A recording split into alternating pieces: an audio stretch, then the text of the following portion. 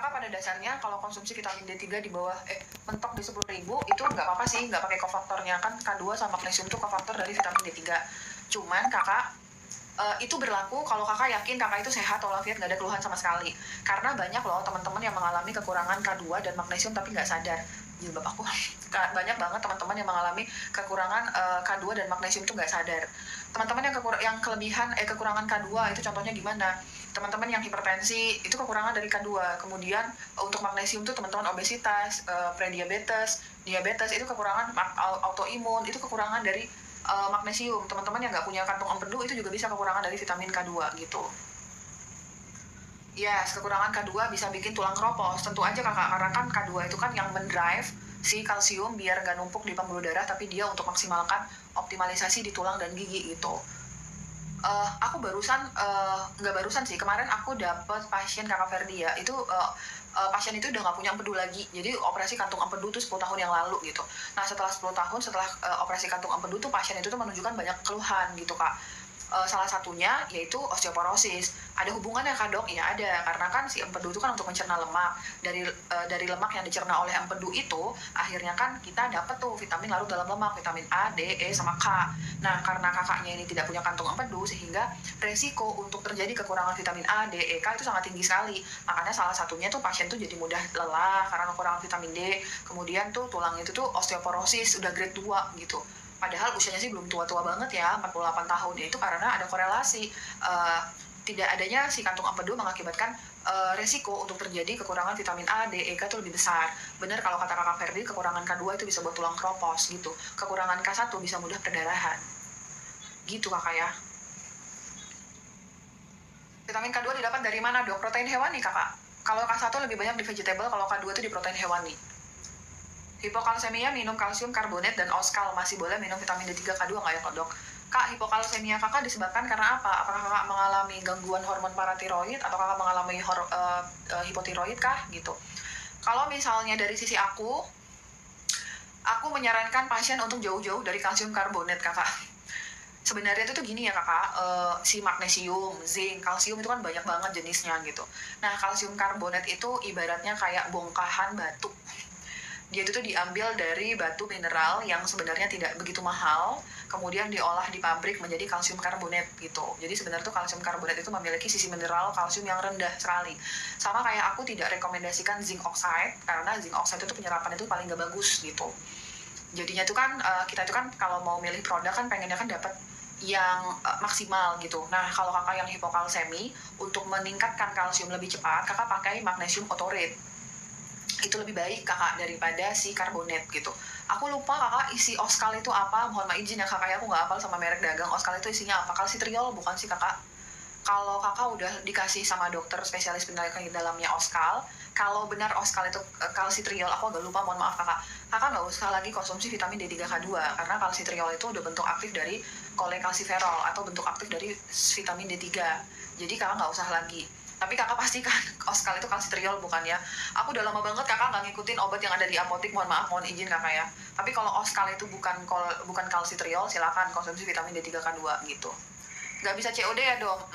Ada beberapa produk yang tidak diaktifkan COD-nya karena takutnya ini kakak balik lagi, akhirnya produknya itu rusak. Aku sering banget loh kakak nerima produk yang balik lagi, terus aku sedih karena suplemennya rusak gitu. Tapi kalau kakak bener-beneran berniat untuk membeli dan amanah, silakan cek ke admin, nanti dibantu sama admin ya kakak. Soalnya suplemen yang dikembalikan tuh banyak dan pada rusak, apalagi probiotik sayang soalnya kakak. Saya ada kolesterol, boleh minum natosera? Boleh.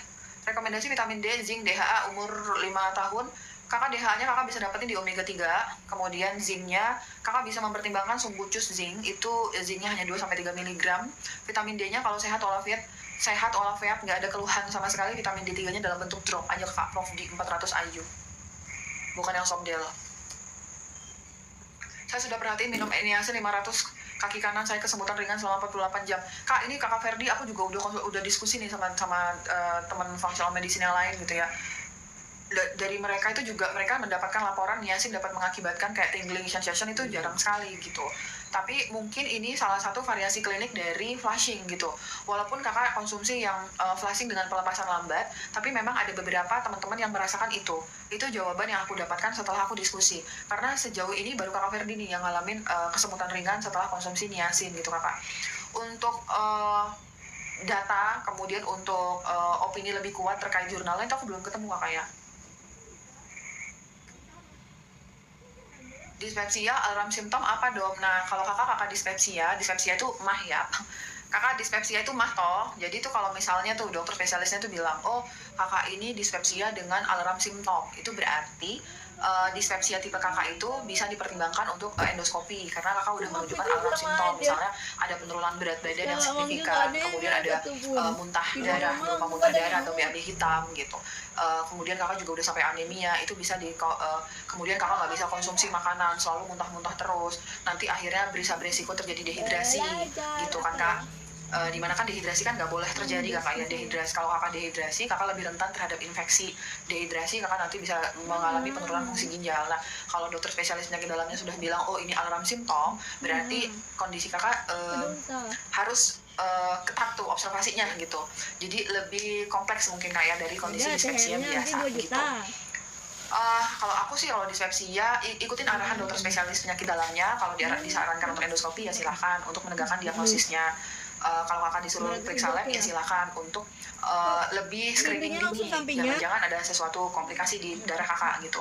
Aku setuju semua sama pendapat dokter spesialis penyakit dalam, tapi mungkin aku kurang setuju untuk menggunakan obat-obatan PPI dan antacid, ranitidin gitu. Aku kurang setuju di bagian situ. Tapi selain itu aku setuju semua ya kata dokter penyakit dalamnya. Kalau aku lebih setuju ke apakah paket gastritis yang sudah aku rangkai itu saat ini lagi habis, jadi tidak bisa terakses, mungkin akan ready sekitar 10 harian lagi. Kenapa dong? Karena di paket gastritis itu pada dasarnya itu adalah komponen yang ada dalam tubuh kita. Pantesan dong dibuat plan endoskopi sama dokternya. Iya, kalau udah alarm simptom itu berarti kakak harus endoskopi gitu. Jadi kakak Charlie, dari sisi aku probiotik, enzim, vitamin D3 itu dapat menurunkan peradangan kakak ya, itu bisa dipertimbangkan. Minum kalsitriol, oh ya, oskal kalsitriol ya. Kalau kalsitriol dikonsumsi kakak nggak usah lagi konsumsi sih vitamin D3K2 gitu. Kak, ini aku sampaikan karena live ya, artinya kan aku tidak mengenal kakak secara personal. Mungkin ada beberapa pasien aku memiliki pendapat yang berbeda karena kan aku melihat pasiennya atau aku berkomunikasi secara langsung. Kalau aku mengeluarkan statement di live, itu aku usahakan semua statement aku tuh aman gitu ya kakak. Walaupun aku juga menyampaikan vitamin D3 itu dosis tinggi, aku selalu disclaimer, kak ini adalah dosis tinggi, silahkan dipelajari dulu, aku selalu berusaha seperti itu. Nah, kalau kakak sudah konsumsi kalsitriol, kakak sudah tidak usah lagi konsumsi kolekalsiferol atau suplemen vitamin D3. Magnesium ya wajib. Apapun yang kakak konsumsi, entah itu vitamin D3 tidak aktif atau aktif, entah itu vitamin D3 dalam bentuk obat, entah itu vitamin D3 dalam bentuk suplemen, kakak tetap harus konsumsi magnesium gitu. Di atas 60 kilo pakai minimal 500 mg, di bawah 60 kilo pakainya 400 mg. Gitu ya. Dok, bagaimana mengatasi kelenjar getah bening? Tingkatkan sistem imunitasnya kakak itu. Jadi itu kadang-kadang kita bisa, kelenjar getah bening kita itu bisa membesar dalam kondisi ini jinak kakak ya. Itu disebabkan karena imunitas itu adalah kompensasi tubuh kita dari bertahan dari infeksi gitu, dengan cara kelenjar getah bening itu membesar gitu. Jadi tingkatkan sistem imunitas kakak. Tentu saja untuk meningkatkan sistem imunitas tercakup pola makan. Oke nggak nih kak? Udah hafal ya, gula, junk food, ultra processed food, merokok, alkohol itu nggak oke. Kemudian berpuasalah sama berolahraga lah. Suplementasi wajib vitamin D3K2, magnesium, zinc sama probiotik. Itu yang aku rekomendasikan. Kalau ada tanda-tanda infeksi, tambahan oregano oil. Tapi teman-teman, oregano oil itu merupakan antibiotik alami di functional medicine. Tapi untuk teman-teman yang perih perutnya, jangan dulu konsumsi oregano oil karena bisa perutnya perih gitu. Kalau nggak ada, hajar kakak Zay. Dok, aku adenomiosis, vitamin yang cocok apa ya dok? Aku juga lagi promil. Nah, ini agak sulit kakak, karena tuh ada suplemen namanya DIM, itu aku rekomendasikan tuh untuk teman-teman yang adenomiosis. Tapi kalau kakak lagi promil, jangan, karena dia bisa untuk menekan si hormon estrogen gitu. Pada dasarnya tuh dia menyeimbangkan ya kak. Jadi kalau kakak lagi dominan estrogen sama dia jadi seimbangkan. Tapi kan itu agak memiliki kondisi yang kurang menguntungkan kalau misalnya kakak lagi promil gitu. Jadi kak dulu waktu aku juga konsultasi ke dokter SPOG, itu dokter SPOG-nya itu tuh menyaranin, oh kamu fokus dulu ke adenomiosisnya, nanti kalau misalnya sudah oke nih, karena waktu itu aku disaranin untuk hormon, untuk suntik hormon, aku kan nggak mau. Nah dokternya juga bilang, kamu fokus dulu ke adenomiosis, nanti kalau sudah oke baru ke promil gitu. Mungkin kakak juga begitu, kakak fokus dulu ke adenomiosis, kalau misalnya ini sangat mengganggu kakak, baru kalau udah oke ke promil gitu kakak. Kalau kakak promil jangan minum DIM, kalau kakak nggak mau promil silahkan minum DIM. CA iodin, kemudian antioksidannya liposomal sulforapen, vitamin D3 K2 minimal 20.000 IU. Jangan makan junk food, ultra processed food, dan tepung. Tepung itu harmful banget kak untuk rahim kita, jadi jangan makan tepung sedikit pun, secuil pun, olahraga dan berpuasalah. Itu yang aku rekomendasikan kakak. Zinc, selenium, copper itu bagus ya kak untuk reproduksi. Kalau untuk laki-laki kan zincnya pakai yang glycinate, kalau perempuan zinc, selenium, copper. Kalau ada alergi obat bisa nggak konsumsi vitamin ini? Vitamin apa kakak? Dok, kalau penyintas kanker boleh minum glutathione? Boleh lah, boleh kakak. Glutathione mah antioksidan, boleh dikonsumsi untuk semua kondisi. Domi kalau TB kelenjar, keluhan hanya benjolan saja, itu tetap harus minum OAT. Aku sulit untuk menjawab ini kakak, karena untuk menentukan minum OAT atau tidak, itu ranahnya dokter spesialis nya kakak ya, gitu. Bahkan tuh aku pernah beberapa ketemu dokter spesialis tuh yang memiliki pendapat yang berbeda gitu. Jadi aku juga sulit untuk membantu kakak untuk mengarahkan apakah harus minum atau tidak gitu. Apalagi kan kita tidak bertemu secara personal. Aku nggak tahu bagaimana profil kakak. Profil itu indeks massa tubuh, tekanan darah kakak, bagaimana sistem imunitas kakak, itu aku nggak tahu gitu. Jadi aku nggak bisa berkomentar ini. Kalaupun kakak memang disarankan untuk konsumsi TBC obat TB, kakak bisa nyari second opinion ke dokter yang lain. Kalau ternyata dua dokter itu bilang memang harus, ya qadarullahnya memang seperti itu kakak ya. Sebenarnya tuh di dalam functional medicine itu bisa untuk menghindari obat TB baik itu OAT. Tapi susah kakak harus benar-benar clear banget dari semua peradangan. Kakak harus konsumsi vitamin D3 minimal 40.000 IU, zinc, probiotik gitu. Itu benar-benar harus perawatan intensif ala functional medicine.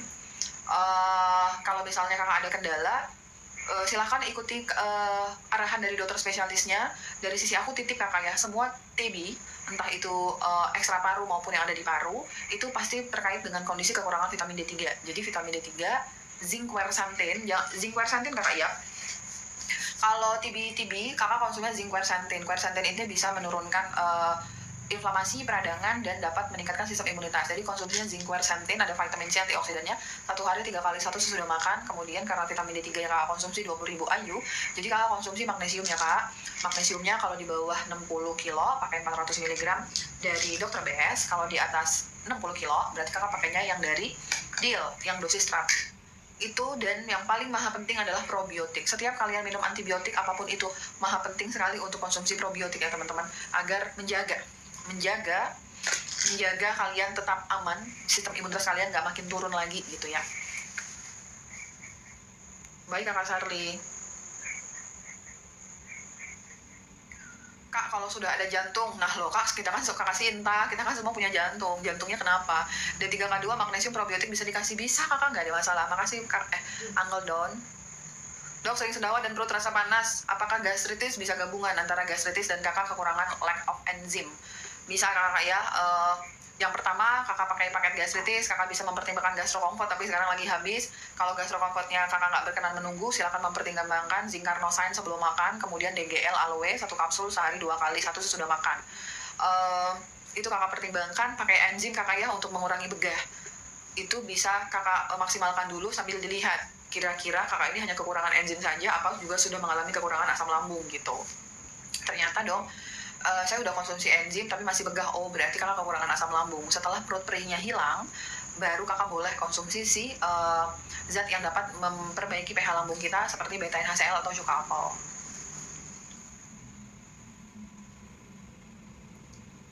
Tips memilih suplemen vitamin C. Apa benar ascorbic acid vitamin C bisa menyebabkan batu ginjal? Yang pertama, pilihlah suplemen vitamin C dalam bentuk liposomal. Liposomal itu dia sudah didesain sama kayak benfotiamin. Dia sudah aslinya vitamin C itu kan larut dalam air, tapi dia didesain kak agar lebih adaptif dalam lemak gitu. Betul, ascorbic acid itu merupakan bentuk sintetis dari vitamin C. Kalau yang bentuk organik itu misalnya kakak cari vitamin C dari camu-camu, itu lebih aman gitu ya kak. Menyebabkan ginjal nggak cuma vitamin C ya kak, semua suplemen yang kakak konsumsi semuanya bisa mengakibatkan batu ginjal, penurunan fungsi ginjal gitu. Tapi kondisi itu bisa terhindar kalau kakak memastikan konsumsi minum kakak, makasih kakak Ayah ya, konsumsi minum kakak itu minimal 40 ml kali kilogram berat badan. Kalau kakak konsumsi banyak suplemen, tapi kakak memastikan kalau konsumsi yang 40 ml kali kilogram berat badan, aku rasa itu bisa meminimalisir kondisi resiko dari batu ginjal gitu kakak. Probiotik D3K2 magnesium omega 3 PNKT LPR itu PNKT dan kelenjar tiroid udah bener gak dong? PNKT ada yang bisa bantu? PNKT itu apa kak Koneng? kelenjar tiroid udah bener nggak dong? Udah bener. Probiotik bagus untuk menjaga kesehatan sistem pencernaan. LPR kan gangguan tuh kan kak, dari pH lambung. D3K2, magnesium, omega 3 udah benar. Nah, untuk LPR ada tambahannya tuh kak, yaitu enzim dan beta NaCl. Enzim sama beta NaCl. Kelenjar tiroid ini maksud kakak apa ya? Nodul tiroid kah? Atau kakak hyper itu yang mana? Tapi udah benar, cuman kurang lengkap aja kalau untuk terapi LPR gitu. Makasih kakak Henry ya, kakak tetap membutuhkan beta NaCl sama enzim kalau dari sisi aku ya kak. Kelenjar tiroid kakak apa nih? Nodul tiroid atau hyper ya? Kak, kalau pagi hari minum D3 1000, apa itu satu? 0 cuma 3 beneran, dan malam magnesium K2. Boleh, tapi kakak ini dosis anak-anak, kita kan wanita dewasa bukan? Kakak punten kakak ya, kalau dari sisi aku itu, kakak punten bener ya, kalau dari sisi aku itu vitamin D3 itu untuk 18 tahun minimal 10.000 IU. Kalau kakak cuma 1.000 tuh lama banget kakak. Nanti udah lebaran belum sampai level vitamin D3 kakak. Level vitamin D3 di bawah 10.000 itu cuma bisa kerja maksimal di tulang dan gigi, dia nggak bisa masuk ke dalam sel. Sedangkan semua sel kita itu membutuhkan vitamin D3. Apalagi ada faktor manusia itu nggak bisa menyerap suplemen itu 100%. Misalnya tuh kakak beli yang 10.000 IU, paling yang bisa kakak serap itu cuma 80%. Itu pun juga kalau badan kakak bagus. Selama badan kakak banyak faktor resiko, misalnya kakak ada obesitas, kakak ada prediabetes, diabetes, kakak ada gangguan pencernaan, itu makin sedikit vitamin D3 yang bisa kakak konsumsi, terserah apa. Karena tuh ada beberapa kondisi kalau ada keluhan aku mintanya vitamin D3 dinaikin jadi 20.000 IU gitu. Kalau 1.000 IU nyampainya lama banget kakak, jangan naikin ya. Probiotik merek apa dong yang bagus buat sering perih perut? Oke. Probiotik itu bagus, tapi aku tidak bisa menjamin kalau kakak konsumsi probiotik perut perih kakak akan hilang. Nggak bisa ngejamin kakak, karena probiotik itu hanya memperbaiki mikrobioma dari usus kita. Kalau untuk perut perih yang mengacu pada gastritis, tentu aja kakak perlu suplemen yang memang kerjanya di lokalis si lambung kakak gitu. Misalnya zinc carnosine, degel aloe, kemudian kakak pakai mastigan gitu untuk perut perih. Tapi kalau probiotik nggak bisa, dia the only one tunggal menyelesaikan perut perih kakak gitu kakak ya. Aku disclaimer di awal biar kakak nggak ngerasa aduh saya udah minum probiotik mahal-mahal kok nggak sembuh lagi ya gitu. Probiotik untuk tumor PD yang mana dong? Lactobacillus reuteri tapi lagi habis. Untuk kanker autoimun aku rekomendasi Lactobacillus reuteri ya kak, dan tumor juga begitu. Saya dokter kemarin tanya dok GERD kembung suplemen apa? Oh kakak Dewi, ini kalau kakak yakin, saya yakin-yakinnya kakak GERD ya. Yang pertama betain HCl, 1 kapsul sebelum makan pagi dan sore. Oke kak, kemudian probiotik, betain HCl sama probiotik jaraknya minimal 1 jam. Jadi probiotik kakak, dicatat kakak ya, aku mengalami kesulitan harus ngomong lambat-lambat, jadi kakak dicatat ya. Jadi probiotik itu 1 kapsul segera setelah makan pertama kali di hari itu, oke? Kemudian 1 kapsul lagi sebelum tidur. Nah kalau kakak makan, di tengah-tengah makan, kakak konsumsi enzim 1 kapsul saat makan pagi, saat makan siang dan sore itu bisa. Kemudian vitamin D3K2 minimal 10.000 IU dan magnesiumnya minimal di dosis 400 mg. Itu yang aku rekomendasikan kakak ya. Tapi kalau kakak Dewi, kakak coba buat evaluasi dini terhadap diri kakak. Misalnya nih, dong, kok saya tuh kalau kembung setelah makan sayur, serat dari semua fiber maupun dari buah dan sayur, kok saya kembung terus ya dong? Nah, hati-hati nih kak. Khawatirnya kembung kakak ini udah ketambahan sama yang namanya SIBO. Nah, kalau kakak benar-benar ngerasa kembungnya itu setelah kakak konsumsi sayur dan buah, tambahin suplemennya menjadi oregano oil. Gitu ya kak, oregano oil 1 soft gel sesudah makan pagi dan sore gitu. Silakan dicatat dan dipertimbangkan dengan catatan kakak yakin, saya yakin-yakinnya kalau kakak ini GERD, bukan gastritis. Kalau gastritis nggak boleh konsumsi oregano oil, nggak boleh konsumsi beta NaCl, haram hukumnya karena bisa buat perut kakak perih. Jadi mohon untuk dipastikan sebelum kakak menanyakan ke aku, kakak yakin dulu kakak ini GERD atau gastritis. Udah banyak video-video aku, silakan untuk ditonton ya kakak ya. Berapa lama dok terapi beta NaCl agar tidak sampai ke efek buruknya? Memang efek buruk beta NaCl apa kakak? Kak, beta NaCl itu bisa mengakibatkan gastritis. Kalau misalnya kakak konsumsi beta NaCl, tapi kakak tidak memperbaiki pola makan kakak.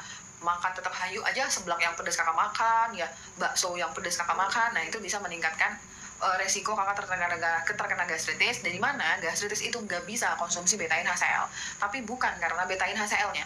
Karena pada dasarnya beta NaCl itu asam. Lambung kita normalnya asam. Jadi kalau kakak makan beta NaCl seumur hidup pun nggak ada masalah. Yang masalah adalah kakak konsumsi sesuatu yang sifatnya asam, tapi pola makan kakak nggak oke. Lama-lama asam ini bisa mengiritasi lapisan lambung kakak, begitu. Udah bisa buka konsul dong? Udah bisa kakak, tapi udah penuh kakak. Punten kakak ya. Dok, aku penderita GERD, udah konsumsi D3 10.000, baik. Magnesium, cakep. Sama zinc, tapi persediaan masih linu. Oke. Kak, ini kakak udah bagus nih ya, kakak udah konsumsi vitamin D3, kemudian magnesium, sama zinc. Kalau bisa, kalau GERD-nya masih heboh, zinc-nya pilih yang zinc carnosine ya kak. Tapi kalau udah sehat walafiat, pak boleh pakai zinc picolinat. Nah, untuk persendian yang masih linu, ini silahkan untuk diperhatikan dulu. Nutrisi dari suplemen sudah cukup, tapi apakah protein yang kakak konsumsi sudah adekuat atau belum gitu kakak. Misalnya kan persendian kita itu juga terdiri dari berbagai komponen, misalnya kolagen. Nah kolagen itu kan banyak di protein asam amino. Kakak udah bagus belum konsumsinya? Kalau misalnya belum, diperbaiki. Persendian itu juga bisa merupakan tanda-tanda dari teman-teman yang GERD, yang sudah terjadi komplikasi, akhirnya kalian mengalami leaky gut. Nah, leaky gut itu salah satunya adalah gampang banget terjadi linu-linu sendinya gitu. Kan tanda gejala leaky gut itu adalah satu, gangguan pencernaan. Misalnya pada GERD dan gastritis yang udah lama banget nggak sembuh-sembuh, itu bisa menjadi satu tanda dari leaky gut. Yang kedua, reaksi alergi kakak. Misalnya, kakak dulunya cuma GERD doang nih, tapi kok nambah dong? Saya kok jadi ketambahan, jadi flu, gampang flu, kemudian saya jadi gampang gatal-gatal, ada eczema, ada dermatitis gitu. Kemudian kalau zaman dulu dong, saya makan telur mah nggak kenapa-napa. Sekarang makan telur dikit, masya Allah langsung begah perut saya. Zaman dulu kayaknya saya bisa makan cabai, sekarang makan cabai nggak bisa, langsung perut saya perih gitu. Nah, tanda-tanda leaky gut adalah itu kak, kakak alergi dan peningkatan intoleransi kakak itu semakin banyak gitu. Yang ketiga adalah tanda inflamasi peradangan, nyeri sendi, linu-linu, badannya pegel-linu, kepalanya sakit terus gitu.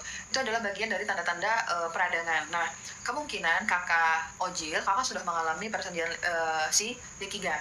Kalau misalnya benar, ini yang vitamin D3-nya dilanjutkan, magnesium dilanjutkan, zinc-nya dilanjutkan, tambahan dari aku adalah omega 3 fish oil. Kemudian kakak bisa mempertimbangkan kolagen atau L-glutamin. Nah, untuk GERD masih kurang nih, gengs. Kakak konsumsi probiotik dan betain HCl. Kakak perlu sekali teman-teman yang GERD itu mengasamkan pH lambungnya dengan betain HCl. Kalau misalnya sudah kakak konsumsi, jangan makan gula, junk food, ultra processed food, dan kemudian kakak evaluasi apa yang terjadi pada keluhan kakak, terutama persendiannya. Mudah-mudahan membantu kakak ya. Suplemen wajib untuk yang sering telat haid apa dong? Kalau kakak ada tanda-tanda obesitas, pakai myo-inositol. Myo-inositol satu hari 2 kali, setiap minum 2 kapsul itu 4 kapsul totalnya kak. Kemudian DIM 1 hari 2 kali 1 sesudah makan kakak ya, itu bisa kakak pertimbangkan. Dok, saya tes D3 hanya saya 35, kata dokternya dah cukup, bener kah dok? Oke. Kakak Fahri boleh koordinasi sama admin, boleh. Kak, besok itu kan bulan puasa, itu aku memang sengaja mengurangi jadwal aku ya kak gitu. Aku tuh bener sehari-hari itu aku tuh sibuk banget ya kak. Aku tuh bener-bener sampai kekurangan waktu untuk bercengkrama dengan anak aku yang masih umur 6 tahun itu ya kak. Jadi itu tuh pas saat bulan puasa nanti tuh aku memang pengennya tuh full di rumah gitu ya kak. Masih membuka konsultasi, tapi untuk teman-teman yang bener-bener emergensi gitu ya kak gitu. Kakak Fahri mohon izin, mohon maaf, dan kakak Mbak Imong, saat ini available jadwal aku tuh di bulan Mei. Memang terlalu lama sekali ya. Kalau kakak merasa terlalu lama, kakak bisa mencari alternatif dokter fungsional yang lain ya kak gitu. Aku bukannya nggak mau bantu ya kak, cuman memang tuh jadwal aku tuh sudah penuh kakak, mohon maaf ya. Kakak bisa koordinasi sama admin ya kakak. Kadang-kadang itu ada 1 hari pasien yang nggak ngasih kabar, akhirnya bisa diisi sama teman-teman yang dianggap emergensi gitu. Minum magnesium baiknya setelah minum vitamin D3K2 apa di malam sebelum tidur? Minum magnesium, kak, magnesium sama vitamin D3K2 itu sebenarnya bisa digabungkan, tapi diberi jarak, misalnya 1 jam. Karena kan mereka beda larutannya loh, satu larutannya lemak, satu larutannya air gitu. Jadi kalau menggabungkan yang larut lemak sama larut air bersamaan, takutnya bisa nggak efektif penyerapannya. Dokter abis OFAM, oke, vitamin probiotik rekomendasi dok gitu.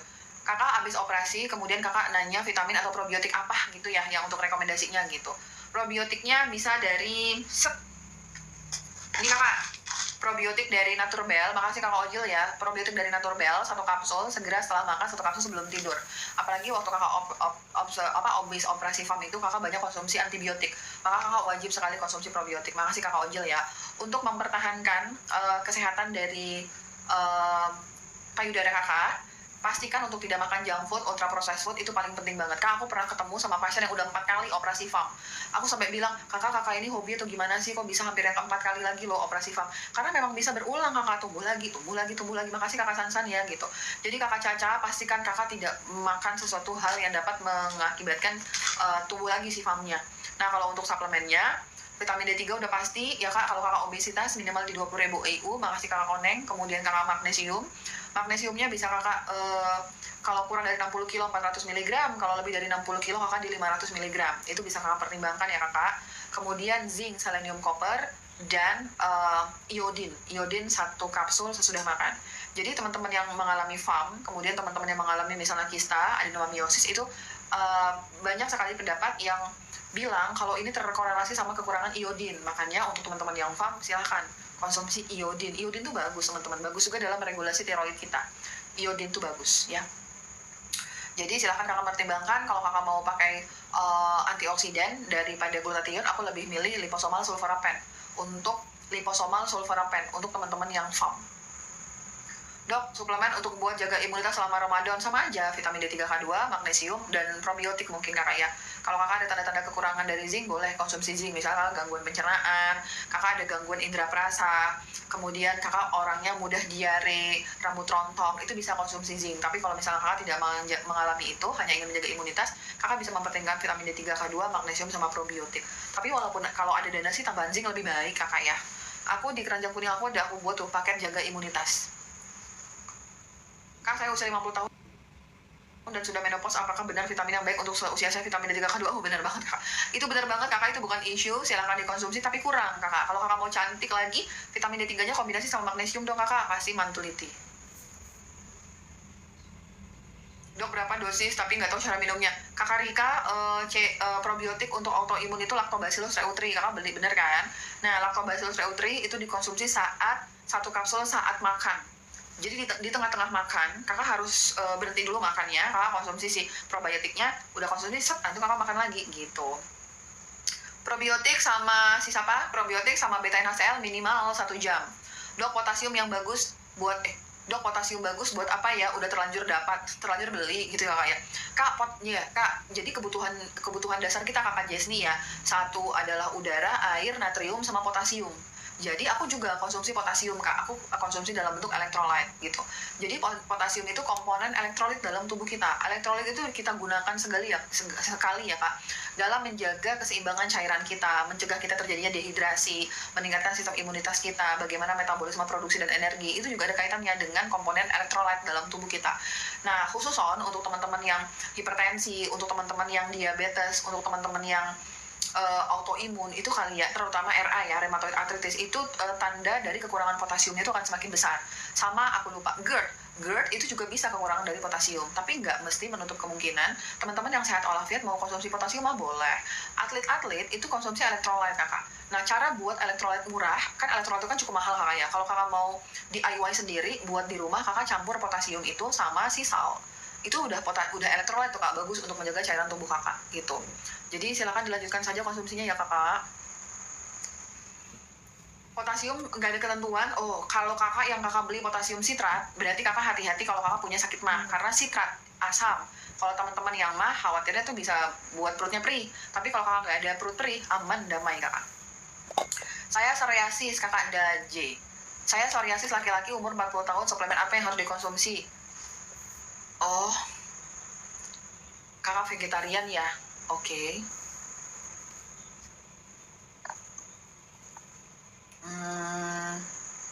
Kakak Daje, aku tidak bermaksud untuk menempatkan posisi kakak sebagai orang yang menjalani vegetarian itu menjadi salah kakak ya. Aku tidak bermaksud memposisikan kakak di posisi itu. Cuman dari sisi pemahaman aku adalah apalagi kalau pilihan vegetarian kakak ini kakak lakukan karena terkait agama. Jadi aku mohon izin, aku hanya ingin menjelaskan sesuatu hal yang aku tahu gitu kakak ya. Ini bisa sebagai sumber diskusi kita gitu. Teman-teman yang mengalami vegetarian itu berisiko untuk mengalami kekurangan vitamin yang larut dalam lemak. Vitamin larut dalam lemak adalah vitamin A, D, E, K. Itu memang sehari-hari terjadi, dan aku sudah sering sekali bertemu dengan teman-teman vegetarian yang memang akhirnya endingnya itu kekurangan vitamin larut dalam lemak. Begitu juga bisa kekurangan asam amino karena kan tidak mengkonsumsi sumber protein hewani gitu. Itunya gitu. Nah, psoriasis itu merupakan penyakit autoimun, di mana teman-teman yang autoimun itu kemungkinan besar kekurangan vitamin D.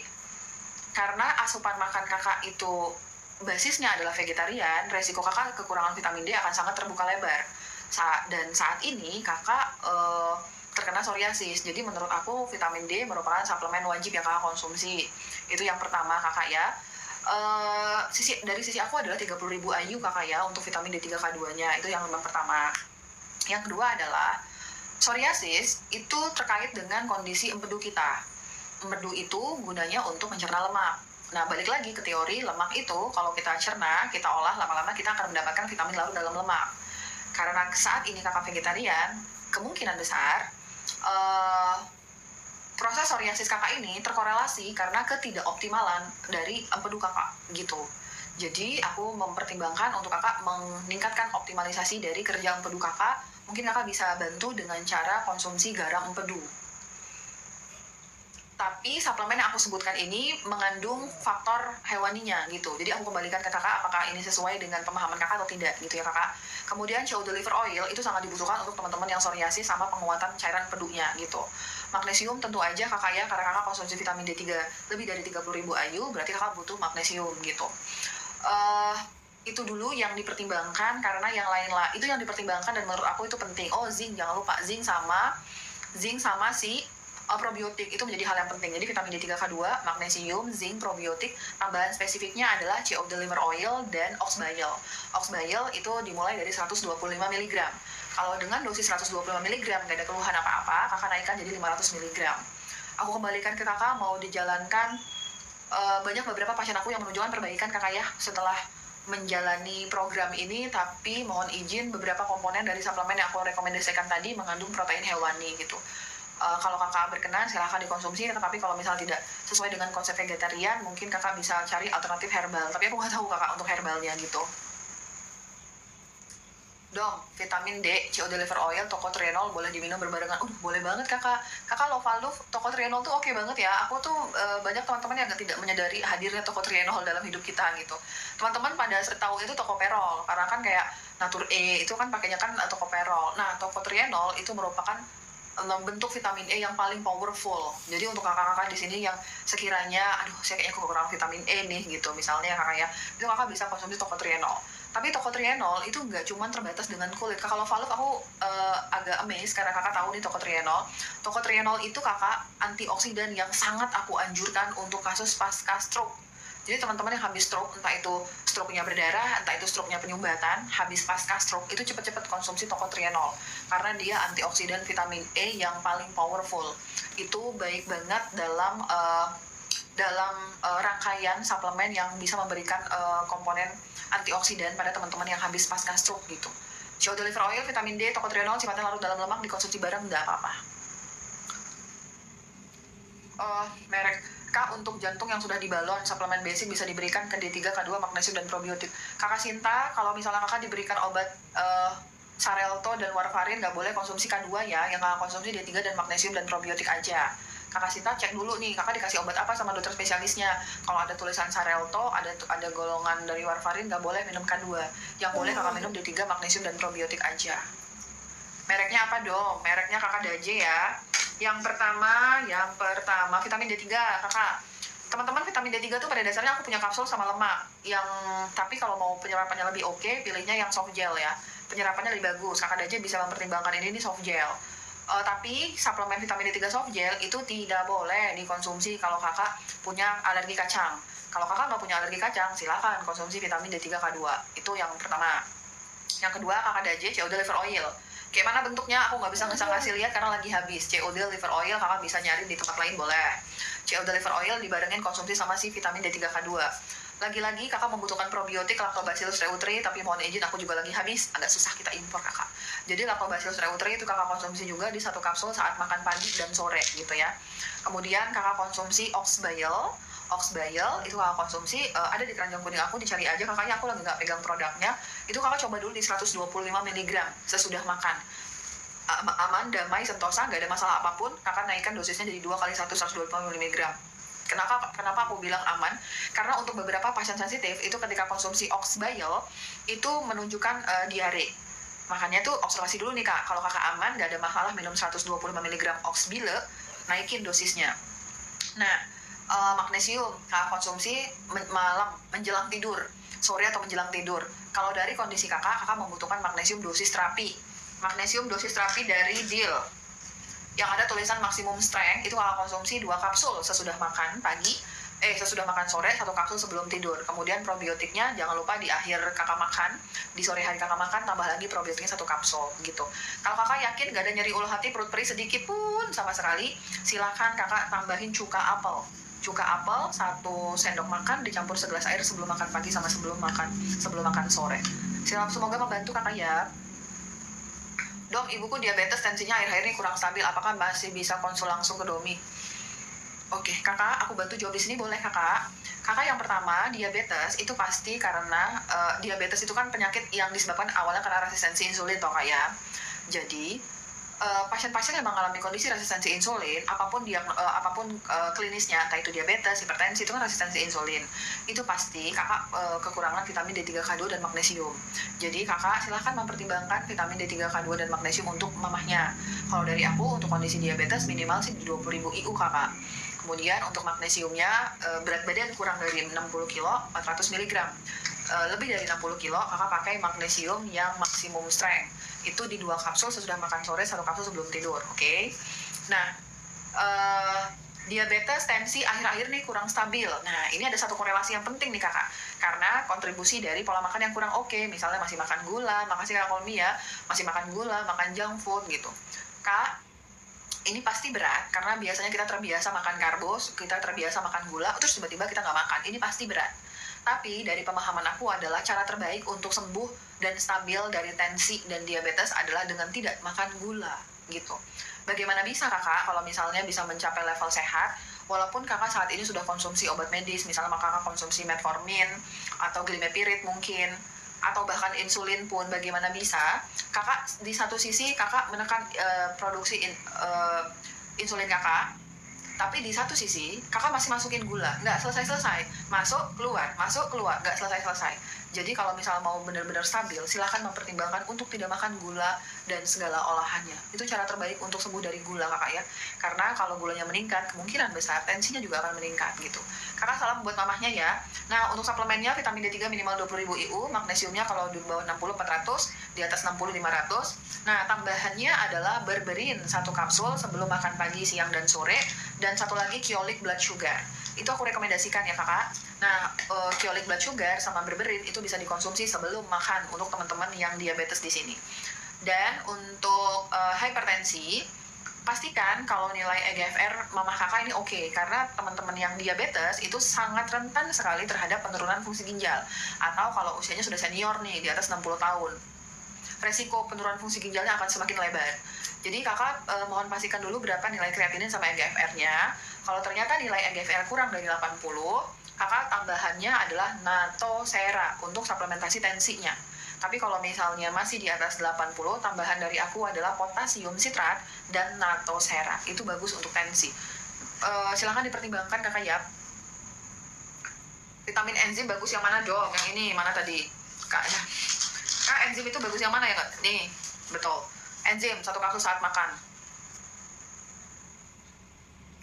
Budok, vitamin D3K2 magnesium dari Aichimi. Nggak tahu kakak, maaf ini ya, aku nggak tahu. Dom, kalau HB rendah anemia suplemennya apa? Kakak bisa mempertimbangkan grass fed liver, itu isinya berbagai mineral dan ada zat besi di dalamnya, bisa kakak pertimbangkan.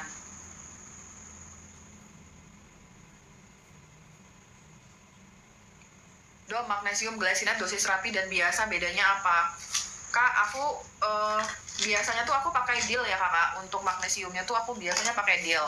Cuman karena dari brand Dealnya itu lagi habis, aku tuh biasa memang langsung impor sama brandnya. Tapi kalau stoknya lagi kosong, terus aku ya nggak beli di tempat kedua gitu. Jadi aku ngeganti magnesium aku Deal yang biasa untuk menjaga imunitas itu dengan Naturbell gitu. Nah sekarang di keranjang kuning aku ada tulisan magnesium glycinate Deal dosis terapi, ada yang biasa. Dosis terapi itu dikhususkan untuk teman-teman yang memiliki kekurangan magnesium. Misalnya kakak obesitas, prediabetes, hipertensi, itu jantung, anxiety, depresi, GERD, itu pakainya yang dosis terapi. Apalagi kalau kakak berat badannya di atas 60 kilo, pakai yang dosis terapi yang ada tulisan maksimum strength. Tapi kalau kakak yang cakep, sehat walafiat, nggak ada keluhan, saya tuh cuma pengen konsumsi suplemen doang dong. Saya mah sehat. Kakak pilihnya magnesium glycinate yang dari Naturbell ini sebagai pengganti deal yang biasa. Jadi magnesium Naturbell ini yang glycinate, ini dikonsumsi untuk teman-teman yang sehat walafiat, nggak ada keluhan sama sekali, konsumsi 1 kapsul sebelum tidur aja gitu. Dom, saya pengennya kalau hipertensi saya minum suplemen ini bagus nggak dong? Sayang, karena ini kurang powerful, karena S-glycinate-nya hanya 21% gitu kakak. Jadi kakak pakai yang dosis terapi ya kalau kakak ada keluhan. Begitu. Vitamin D 30.000 lagi habis, kakak mohon maaf. Dok, vitamin asli beli mana? Beli di keranjang Domi Klinik, kakak. Itu aku jamin 100% original. Dom, udah tadi ya. Nggak apa-apa Dom, kalau mengandung. Oke, kakak Daji tadi udah aku sebutin ya. Kakak Daji udah dicatat kan ya? Dok, kalau setelah makan terus perkembung susah keluar sendawanya, saya menderita asam lambung. Ya betul, itu bagian dari gejala asam lambung untuk kakak. Nah, tadi tuh kakak ya, kalau misalnya si asam lambung, itu berarti satu, kakak jangan konsumsi semua gula, tepung, dan turunannya.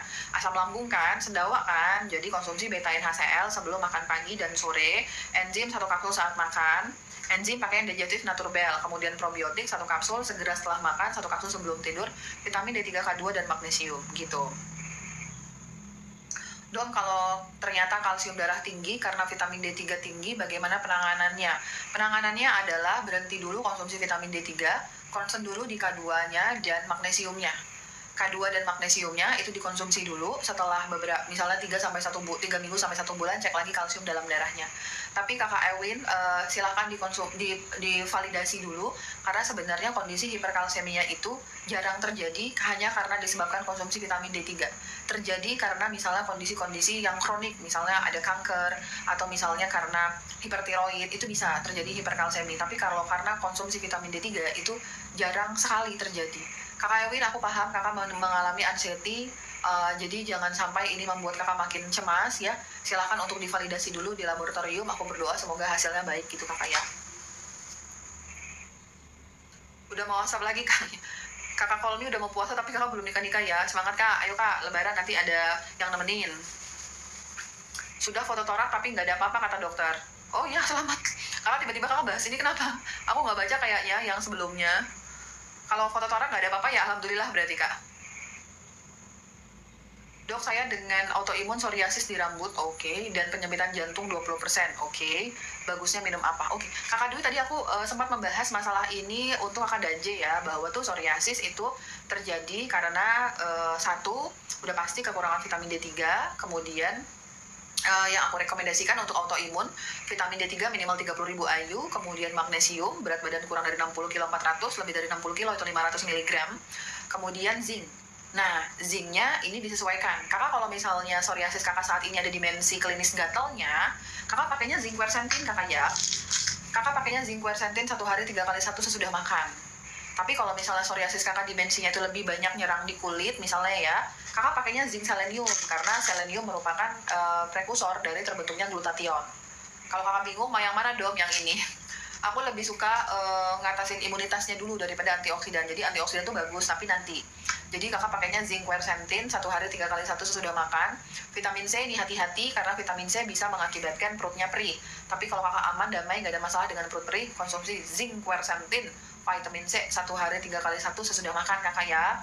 Jadi kakak udah paham nih, ada vitamin D3 30.000 IU toh, kemudian ada magnesium, kemudian ada zinc quercetin 1 hari 3 kali 1 sesudah makan. Probiotik mah wajib banget kakak ya. Probiotik itu kakak konsumsi yang Lactobacillus reuteri, tapi lagi habis nih. Jadi kalau kakak emergensi mau membutuhkan probiotik, kakak bisa mempertimbangkan yang ini dulu. Si probiotik 200 billion, 1 kapsul segera setelah makan pertama kali di hari itu, dan 1 kapsul sebelum tidur. Untuk kondisi psoriasisnya yang aku rekomendasikan adalah Oxbile 125 mg 1 hari 2 kali 1 sesudah makan, cari aja di keranjang kuning Domi Klinik kakak ya. Kemudian kalau nggak ada nyeri ulu hati perut perih, kakak minum cuka apel. Itu bagus banget ya kak, cuka apel. Tapi ingat teman-teman, cuka apel tidak boleh untuk kondisi yang mengalami penurunan fungsi ginjal. Di bawah EGFR di bawah 60, jangan dulu konsumsi cuka apel. Nanti bisa makin asem, ginjalnya nanti makin turun. Di luar itu boleh. Dan kalau untuk teman-teman yang gastritis, nggak boleh konsumsi cuka apel.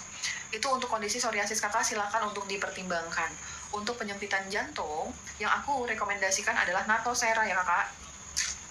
Kak, Natosera ada 2, yang ini yang powerful sekali, ini dosis yang daily dosis ya. Jadi ini nih adalah 3 kali lipatnya ini. Kalimat aku jelek banget ya. Biru 3 kali lipatnya dari tutup oranye gitu kakak ya. Kalau kakak masih 20%, kakak bisa pakai yang oranye dulu kakak ya. Bisa dikonsumsi 1 sampai 2 kapsul. Natoseran lebih efektif kalau sebelum makan gitu. Kakak silakan mempertimbangkan icu ya kakak. CO liver oil kak, jangan lupita. CO liver oil bagus banget kakak ya untuk teman-teman yang psoriasis. Silakan dipertimbangkan. Nah, kalau kakak lagi gatal-gatal, olesin tuh pakai blackcurrant seed oil itu oke kakak untuk teman-teman yang psoriasis. Dok, penyintas kanker magnesium cocok dikonsumsi apa? Glycinet. Dok, nggak ada evaluasi gastrokomfort, betul kakak, aku lagi habis. Kakak doain dong, semoga gampang ini lagi, impor lagi. Bismillah dok, kalau aku setiap hari pusing kepala, mudah capek kakak puji ya, maunya tidur melulu dom. Kenapa itu ya dom? Apa obatnya? Kakak puji, aku nggak pakai obat, jadi aku membantu dalam memberikan rekomendasi berupa suplemen. Itu yang pertama kakak puji ya. Nah, kalau misalnya kakak puji saat ini belum konsumsi vitamin D3, K2 dan magnesium, silahkan mempertimbangkan itu dulu karena itu adalah suplemen wajib yang aku rekomendasikan. Maunya tidur melulu, ini kayaknya kakak lagi mengalami kelelahan kronik kakak ya. Oke.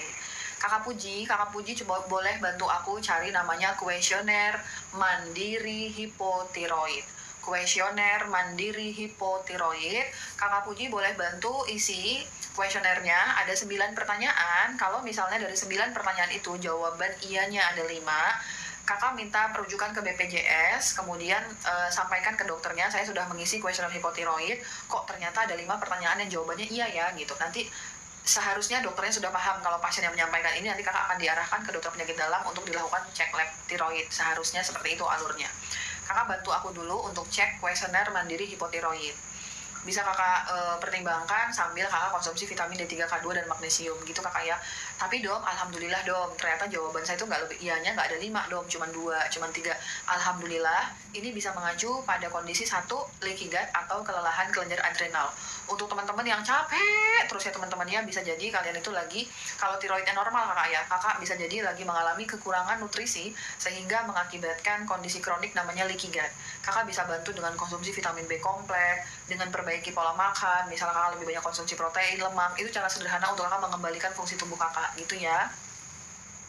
Dom, aku gastritis kronik dan anxiety mau lepas obat psikiater gimana dom? Soalnya aku nggak bisa tidur. Kak, ini benar-benar ada 9++ kak ya. Jadi begini kakak, obat psikiater itu nggak boleh dilepas tiba-tiba, harus ada tapering off-nya, dan kakak harus minta persetujuan dokter spesialisnya gitu ya kakak. Itu yang pertama. Yang kedua, kalau kakak mau lepas obat, aku setuju banget kakak ya. Bukan berarti pakai obat tuh nggak bagus, bukan berarti gitu kakak ya, tapi ya kalau misalnya kita bisa lepas, kenapa enggak gitu ya kakak. Karena kan kalau kita udah lepas kan berarti kan kita punya kestabilan emosional, jadi kakak nggak perlu bantuan gitu, jadi itu kan jauh lebih baik gitu kan. Dok, apa tadi namanya diisi 9 pertanyaan? Kuesioner mandiri hipotiroid. Ini untuk membantu penegakan diagnosis. Kenapa ya kakak Puji kok selalu ngerasa lemas terus, pengen tidur mulu gitu. Kuesioner mandiri hipotiroid itu bisa kakak pertimbangkan. Terus observasi berapa gula darah puasa kakak. Jangan-jangan kakak juga ada peningkatan dari gula darah puasa HbA1c, akhirnya kakak suka ngantuk terus gitu. Kakak isi dulu itu, kemudian kakak konsultasi ke dokter vaskes pertamanya, ke dokter penyakit dalamnya gitu. Karena tuh aku perlu data ya kak, karena itu tuh keluhan mudah lelah, capek, itu mengarah berbagai kondisi penyakit. Jadi aku perlu data untuk membantu kakak memberikan rekomendasi. Tapi yang jelas, kalau kakak cimit, tapi yang jelas kakak sangat membutuhkan vitamin D3, K2 dan magnesium, minimal itu yang kakak konsumsi. Domi, apa kakak Usna gitu ya. Oke, tadi aku membahas apa ya sebelum kakak Puji ya? Nah loh, aku lupa, ada kakak cimit lagi makin, obat psikiatri. Oke, kak, jadi begini kakak ya. Untuk teman-teman yang saat ini lagi konsumsi obat psikiatri, kemudian kakak yang lagi GERD anxiety, kemudian D3, K2 boleh kalau pakai clopidogrel nggak ada masalah. Untuk teman-teman yang lagi konsumsi obat-obat penenang, obat tidur, obat anxiety, kalian harus tahu dulu dengan konsep gut-brain axis. Gut-brain axis itu merupakan suatu poros yang menghubungkan antara otak kita dan usus kita. Nah, gut-brain axis ini terkorelasi sangat kuat. Misalnya gini, kakak-kakak yang lagi mengalami ketidakstabilan emosi, baik itu dalam kakak punya anxiety, depresi, atau kakak punya insomnia kronik, semua hal-hal yang tidak stabil yang mengakibatkan sistem simpatik kakak bekerja terus, kakak membutuhkan bantuan dari kerja gut-brain axis itu yang benar. semakin gak bagus usus kakak, semakin gak oke nih sistem saraf kakak. Semakin gak bagus sistem saraf kakak, semakin gak bagus usus kakak. Itu memang mereka tuh terkorelasi. Jadi untuk teman-teman yang lagi konsumsi obat-obat penenang, kalian tuh harus banget clear banget dietnya. Bukan karena oke, baiklah, aku kan lagi stres ya, jadi aku boleh lah ya makan coklat, aku boleh makan junk food sesekali gitu. Itu nggak bisa. Domi kalau bipolar memang pengobatannya lama. Biasanya memang seperti itu kakak Cimit, ini kan merupakan kondisi yang perlu perawatan cukup lama ya. Mengingat harus evaluasinya tuh memang secara rutin gitu. Nih kakak Cimit juga nih ya, teman-teman yang lagi konsumsi obat-obatan penenang, kalian harus paham banget dengan konsep gut brain axis. Semakin usus kalian jelek, semakin gak bagus sistem kestabilan emosional. Begitu juga sebaliknya. Jadi, untuk teman-teman yang lagi konsumsi obat psikiater, sangat penting banget konsumsi vitamin D3K2, magnesium, probiotik, dan vitamin B kompleks. Vitamin B1, itu yang aku wajibkan. Vitamin D3K2, magnesium, probiotik, dan B1. Kenapa ada B1 dong? Karena B1 itu merupakan saraf yang menjaga hubungan antara gut sama brain kita dengan mengoptimalkan saraf vagus. Jadi kalau misalnya kalian itu lagi konsumsi obat psikiatri, di mana tentunya obat-obatan itu dapat merusak mikrobioma kita, nanti makin sulit kakak untuk lepas. Jadi silakan konsumsi obat psikiatrinya sesuai dengan arahan dokter SPKJ-nya. Titip aku vitamin D3K2, probiotik, B1 sama magnesium kakak konsumsi. Titip ya kak, semoga kakak bisa mempertimbangkan ya, itu wajib banget. Dom, aku kemarin bolosnya 2 hari. Ada aja ya. Kakak masih di situ kan? Kakak ambil there. Pokoknya teman-teman yang psikiatri ya, aku titip banget konsumsi itu ya kakak ya. Mungkin itu tidak membantu kakak secara, oh my god, aku langsung bisa tidur nih, nggak membantu kakak seperti itu. Tapi dia bisa bekerja di mikrosel kakak untuk mempertahankan agar efek dari obat itu tidak begitu mengganggu sistem kakak yang lain gitu. Suplemen grass beef liver tadi konsumsinya berapa kapsul dong? 1 hari 3 kali 1 sesudah makan. Kak, grass beef liver ini bagus untuk membantu teman-teman yang lagi mengalami kekurangan darah akibat kekurangan zat besi. Tapi ada beberapa teman-teman GERD yang saat konsumsi grass beef liver itu jadi sendawa gitu. Jadi tuh kalau misalnya kakak nggak ada GERD cukup aman. Tapi kalau kakak ada keluhan sendawa, kakak mau konsumsi grass beef liver ini, tambahin cuka apel kakak, biar lambung kakak itu optimal menerima grass beef livernya gitu. Kalau kakak nggak ada nyeri ulu hati sama sekali, tambahin cuka apel kakak ya. 1 sendok makan, dicampur segelas air sebelum makan pagi dan sore. Tapi kalau misalnya kakak aman, nggak ada masalah, ya sok itu aja konsumsi tanpa ada cuka apel. Dok, punten kalau peradangan di pankreatitis, treatment vitaminnya apa? Kak, ini pasti sakit banget ya kakak, ada peradangan di pankreas itu sakit banget. Kakak semoga kakak diberikan kemudahan untuk sembuh ya kakak ya. Terus pada dasarnya itu tuh functional medicine tuh muter-muter aja kak sistem pengobatannya itu. Karena itu tuh semua hal yang terkait sama sistem pencernaan, semua hal yang terkait dengan entah itu sistem pencernaan itu GERD, asam lambung, kemudian gastritis, radang usus, itu kita hampir sama saja. Kita itu tuh mempertahankan agar asupan nutrisi pasiennya itu terjaga, biar nggak makin radang. Misalnya kan kakak ada peradangan di pankreas, tentu aja ini udah mengakibatkan produksi enzim kakak berkurang, karena kan si enzim diproduksi sama pankreas. Kemudian ini juga dapat meningkatkan kerentanan sistem imunitas kakak, karena kan ada peradangan. Terus gut mikrobioma dalam usus kakak itu pasti terganggu karena adanya peradangan. Jadi itu tuh treatment yang basicnya itu ya pastilah berkisar antara probiotik, kemudian kakak tambahannya enzim kakak, kemudian kakak tambahannya vitamin D3K2, kemudian kakak tambahannya magnesium.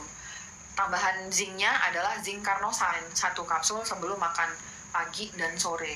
Kalau ada peradangan di pankreas, kakak jangan sering-sering makan. Kasih tubuh kakak, si pankreas kakak itu untuk bekerja, untuk recovery-nya tuh. Kalau misalnya makan-makan terus, sedangkan dia lagi nggak bisa kerja, lagi nggak bisa konsumsi produksi enzim, nanti dia makin berat peradangannya. Jadi berpuasalah. Aku sangat merekomendasikan intermittent fasting kakak ya. Jadi berpuasalah untuk ngasih waktu sama pankreas kakak untuk istirahat dulu, dan puasa itu bisa menurunkan peradangan sembari kakak mempertimbangkan suplemen yang aku rekomendasikan tadi. Begitu kakak ya. Dok, obat sering sendawa, belikan terus kalau batuk ada lendir putih, betain HCl 1 kapsul sebelum makan pagi dan sore, enzim dan probiotik kakak, itu bisa kakak pertimbangkan. Ngopi jam segini enak, yalah. Autoimun buka puasa dan sahur bagusnya apa?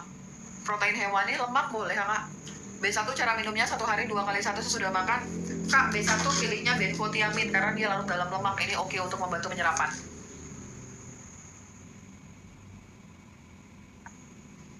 Dom, kalau beser padahal nggak banyak minum, kakak frekuensi besernya berapa lama kakak? Ada namanya overreactive bladder kakak ya. Jadi overreactive bladder itu kayak kakak tuh sering banget kencing-kencing terus gitu ya. Ini biasanya tuh teman-teman yang overreactive bladder itu karena kekurangan dari vitamin B1, benfotiamin. Kan tadi kan benfotiamin kan yang aku jelaskan tadi bisa mengoptimalkan kerja nervus vagus. Nah, salah satunya dia juga ngatur itu kakak. Jadi kakak pertimbangkan probiotik udah pasti ya gengs. Probiotik mah udah pasti. Vitamin D3, K2, magnesium tambahannya benfotiamin. COD liver oil brand mana dong yang bagus? Kalau aku pakai dari Carlslon sama Now. Cuman dua-duanya lagi habis kakak. Baik dong, terima kasih. Sama-sama. Asam lambung sering masuk angin. Mungkin masuk angin ini kakak begah sendawa ya. Itu memang seperti itu. Sama ya kakak. Kakak mau LPR, mau GERD, itu sama. Hiatal hernia itu sama. Mereka terjadi karena kekurangan asam lambung. Karena kekurangan asam lambung sehingga terapinya sama. Yaitu mengembalikan lagi asam lambungnya. Contohnya tuh pakai apakah betain HCl, 1 kapsul sebelum makan pagi dan sore, kemudian kakak probiotik dikonsumsi, vitamin D3, K2, magnesium pada dasarnya itu sama kakak ya. Cuman pola makannya itu memang harus dikencengin ya teman-teman. LPR, GERD, asam lambung itu nggak bisa konsumsi semua olahan tepung, gula, karbohidrat terlalu banyak itu nggak bisa. Suplemennya adalah benfotiamin, vitamin D3, K2, magnesium, sama probiotik kakak Teh Dini. Probiotiknya Teh Dini Woman ya. Probiotiknya pakai yang ini ya kak, dari Cranberry Woman. 1 kapsul saat segera setelah makan pagi dan setelah makan sore kakak ya. Kan probiotik ada banyak. Kalau kakak masalah ISK pakainya yang ini, Woman Cranberry. Dom, zinc carnosen kalau gastritisnya udah sembuh masih boleh diteruskan. Kalau udah sembuh ya nggak usah pakai zinc carnosen. Kakak bisa mempertimbangkan ganti zinc yang lain. Misalnya kakak pengen menjaga imunitas pakainya zinc selenium chopper, atau kakak lagi ada alergi pakainya zinc quercetin gitu. Dokter abis operasi farm vitamin probiotiknya apa? Yang wajib vitamin D3, K2, bisa di 10.000 minimal. Kemudian kakak magnesium. Kalau berat badan kakak kurang dari 60 kilo pakai yang dari magnesium Dr. Best. Kalau yang lebih dari 60 kilo pakainya yang magnesium deal. Untuk teman-teman sehat walafiat nggak ada keluhan sama sekali, pakainya magnesium dari Naturbell. 1 kapsul aja sebelum tidur. Nah, tambahannya kakak yang habis operasi farm probiotiknya pakai yang dari Naturbell. 1 kapsul segera setelah makan pagi, 1 kapsul sebelum tidur.